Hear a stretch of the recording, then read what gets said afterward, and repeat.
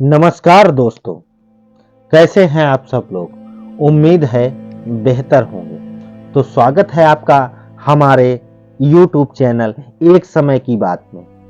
मैं आपका दोस्त, आपका भाई उदयभान सिंह राठौर आज आपके लिए लेकर आया हूं बहुत ही रोचक और सुंदर कहानी, जो विक्रम बेताल की बेताल 25 से जो उनका तीसरा भाग है, जिसका शीर्षक है बड़ा बलिदान किसका, यानी कि पुण्य किसका अधिक है। तो दोस्तों, इस कहानी को सुनाने से पहले मैं आपसे यही अनुरोध करूंगा कि कहानी को समझने के लिए और राजा विक्रमादित्य के द्वारा दिए गए सवाल को उत्तर को सुनने के लिए इस कहानी को पूरा देखें और उसके बाद हमारी कहानी में सब्सक्राइब करें, हमारे चैनल को कमेंट करें एंड लाइक करें। तो दोस्तों, देरी ना करते हुए शुरू करते हैं आज का एपिसोड। एक समय की बात है, हर बार की तरह राजा विक्रमादित्य जो थे, जो पिछली कहानी में बताया था, जो पेड़ पे लटक जाता है बेताल, पेड़ से नीचे उतारते हैं, पीठ पर लादते हैं और फिर आगे लेके चल देते हैं। ऐसे में एक बार फिर बेताल राजा विक्रमादित्य को बोलने पर विवश करने के लिए एक नई कहानी की शुरुआत करता है। कहानी है राजा रूपसेन और अंगरक्षक बीरबल की। दोस्तों, वर्धमान राज्य में रूपसेन नाम का एक राजा राज किया करता था। राजा बहुत ही साहसी था, दयालु और न्यायप्रिय राजा थे। यही वजह थी कि केवल वर्तमान में ही नहीं, बल्कि उसके राज्य के सटे सभी राज्यों में भी राजा जो रूपसेन थे, उनके व्यक्तित्व की मिसाल दी जाती थी। एक दिन रूपसेन ने दरबार में बीरबल नाम का एक व्यक्ति आया।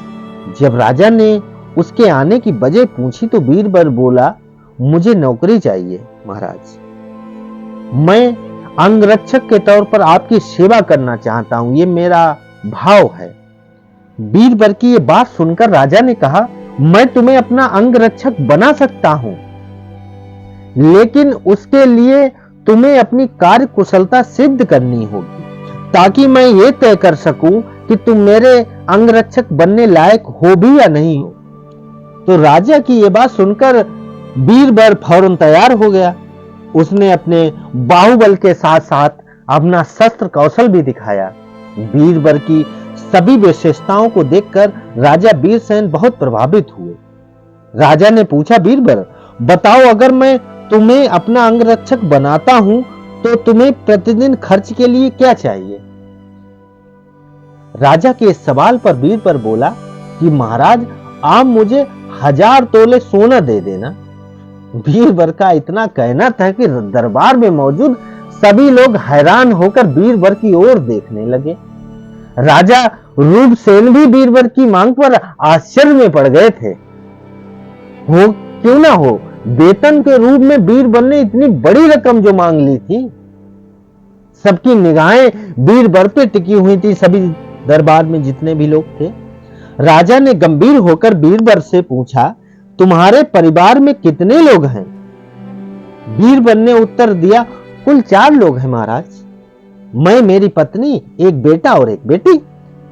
बीरबल का जवाब सुन राजा के मन में सोचा कि आखिर 4 लोगों के भरण पोषण के लिए इसे इतनी धन की क्या आवश्यकता है। फिर कुछ सोच समझ कर उन्होंने बीरबल को 1000 तोला सोना प्रतिदिन बतौर खर्च देने की बात तक मान ली। काम सिर्फ इतना था कि उसे हर रात राजा की सुरक्षा के लिए राजा के कक्ष के बाहर पहरा देना था। राजा के ये जानना चाहता था राजा कि बीरबल इतने धन का क्या करेगा। उसने बीरबल को 1000 सोना देकर रात में नौकरी पर आने को कहा और गुप्त रूप से कुछ सैनिकों को उसके पीछे लगा दिया। बीरबल नौकरी का और मनचाहा वेतन पाकर बहुत खुश था। उस समय बीरबल सोना लेकर खुशी खुशी घर गया और आधा सोना ब्राह्मणों में बांट दिया। बाकी जो आधा बचा उसके 2 हिस्से किए। एक हिस्सा वीरांगनियों को, सन्यासिनियों और मेहमानों को दिया। फिर बचे हुए सोने से अनाज मंगाया और बढ़िया पकवान बनवाए। तैयार पकवान को पहले गरीबों को खिलाया, फिर उसके बाद जो बचा उसे अपने परिवार के साथ मिल बांट कर खाया।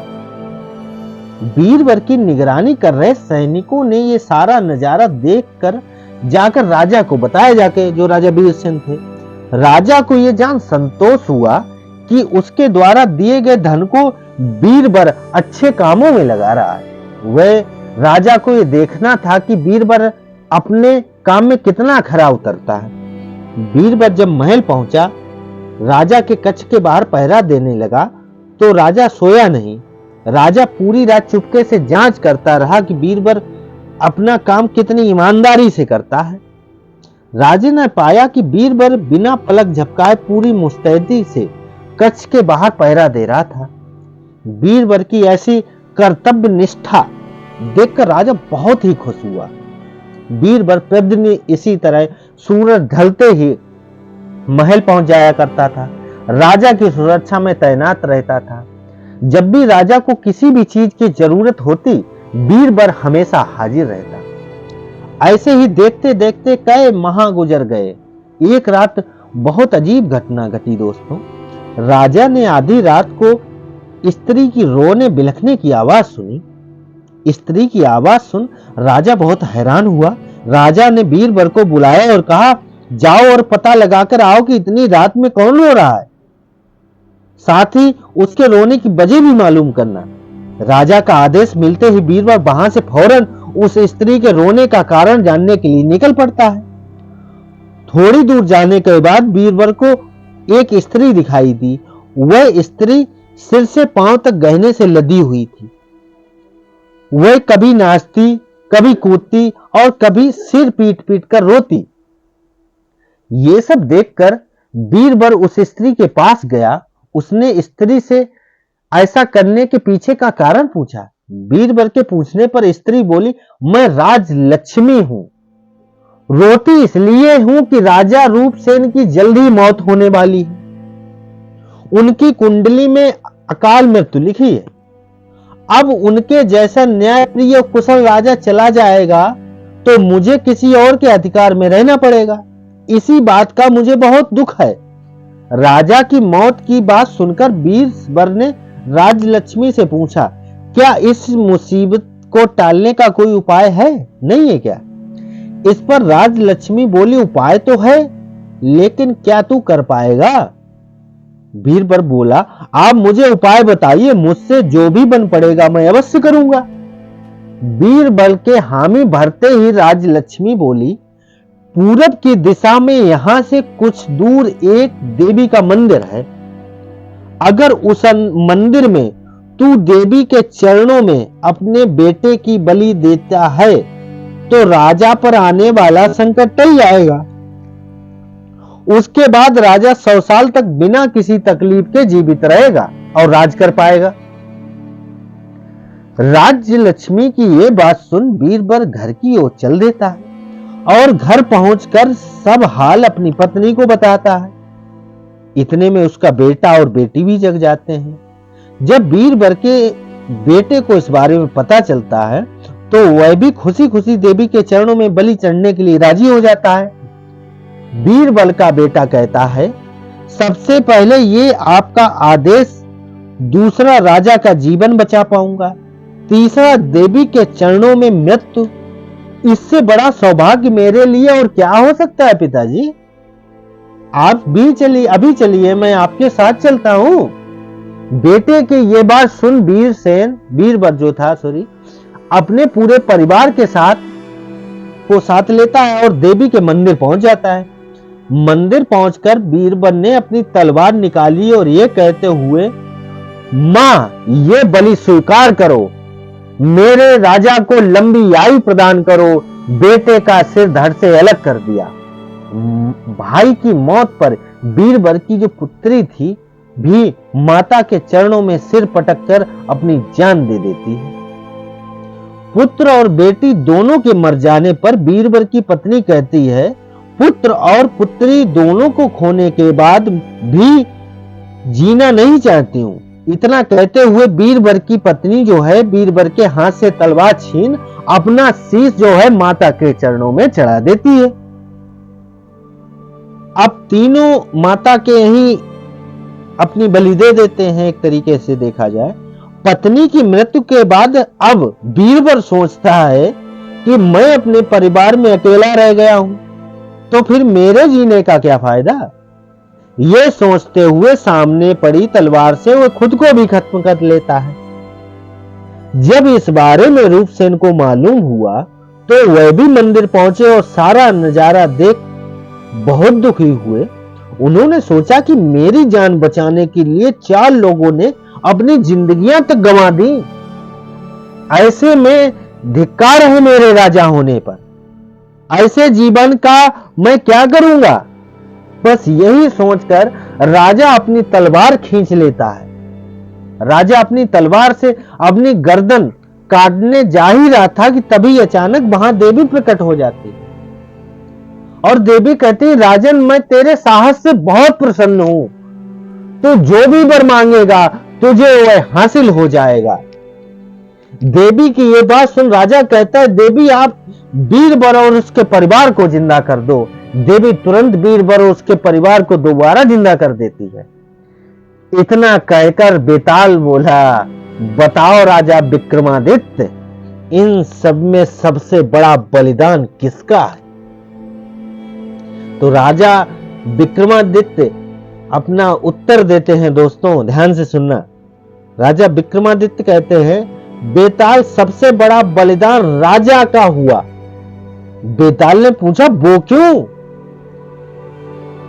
ऐसा क्यों कि राजा का सबसे बड़ा बलिदान हुआ जबकि बलि अपनी इच्छा से सबने चढ़ाई थी अपनी। विक्रम बोला, तो सुनो, पिता की आज्ञा का पालन करना पुत्र का धर्म होता है और सेवक का अपने राजा के लिए अपने प्राण दे देना उसका कर्म होता है।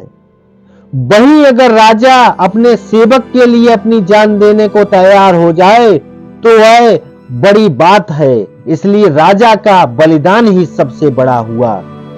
विक्रम से यह जवाब पाकर बेताल कहता है, बहुत खूब राजा विक्रमादित्य, तूने सही जवाब दिया, लेकिन तू भूल गया, मैंने कहा था कि तू बोलेगा तो मैं चला जाऊंगा। इतना कहकर बेताल फिर वहीं पेड़ पर जाकर उल्टा लटक जाता है।